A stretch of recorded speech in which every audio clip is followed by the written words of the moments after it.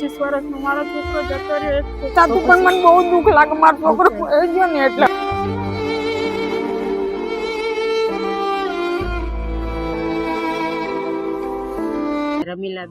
રમીલાબેન ક્યાંથી આવો છો? અમરાઈવાડી. અમરેવાડીથી આવો છો. અહીંયા કેમ ના આવ્યા? અહીંયા કને અમે આ મેલડી માનું અમે અમૃત બાપાનું નામ સાંભળ્યું હતું કે અહીંયા વિધવા બાઈ હોય એને આવી રીતે સહાય આપે છે.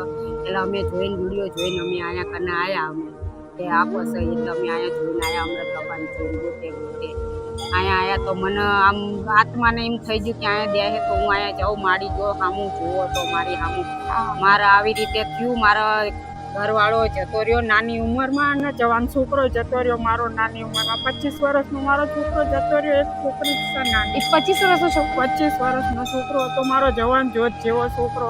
અત્યારે હું નોંધારી છું, કોઈ નથી મારું સાથે સંઘર્ષ કર્યું મેં. અને મેં અહીંયા આવીને જોયું કે અહીંયા કને અમૃત બાપાને આ મેલડીમાં એ કે સહાય આપો વિધવા બાયુને, તો હું અહીંયા જોયું. ચોક્કસ અમે તમારા જેવા બહેનોને જ સહાય કરીએ છીએ. મારો હાથમાં આવેલો કોળિયો મારો જતો રહ્યો.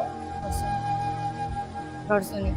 મારી નાની ઉંમરમાં મારી જિંદગી કાઢવી, મારે મને દોહલી પડે મારે જિંદગી કાઢવી. મને કોક મને પૂછે ને તો મને આત્માને એમ કહી જાય ત્યારે રે મારે જવું પડ્યું.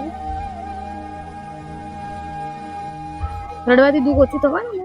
કશું નથી થતું પણ મને બહુ દુઃખ લાગે, મારો છોકરો એ ગયો ને એટલે બહુ દુઃખ લાગે. ભગવાને મને 2 દીકરા આપ્યો હોત ને તો મને એકનો સહારો રહેત. મારી દીકરી તો કાલ હવારી ના કરે જતી રહેશે. પછી નોંધારી જ ને હું ઘરનું કરે નથી, ભાડાના મકાનમાં રહું છું. પણ તમે આ સાંભળ્યું કે અહીંયા એવું ધામ છે કે જ્યાં તમને મળશે સહાય?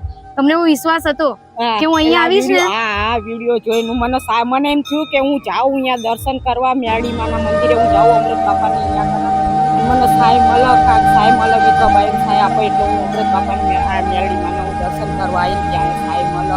આજે અમે તમને છે ને જુઓ, તમને અમે સહાય કરીએ છીએ તો તમે શાંતિથી જમજો.